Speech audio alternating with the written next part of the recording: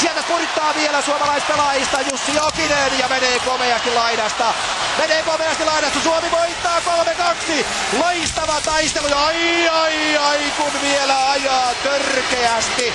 Dustin Brown siellä vielä Jussi Jokisen päälle. Aivan sikamaisesti ajaa päälle Summerin soiton jälkeen. Ja siitä kimmastuneena siellä on myöskin jo paikalla sitten Teemu Selänne. Olipa tyly Brownin ajo siinä ja sitten painivat Bäckes ja Anssi Salmela. Joka tapauksessa tässä tulee vielä dramaattinen loppuhuipennus, kun siinä Bäckes ja Salmela mättävät toisiaan. Mutta se lähti nimenomaan siitä liikkeelle, että siellä on sitten ollut paikalla Dustin Brown, joka sitten tästä tulee ilman muuta pelikieltoa. Mutta siinä nyt sitten Salmela saa aika kovaa kyytiä sieltä David Bäckesiltä.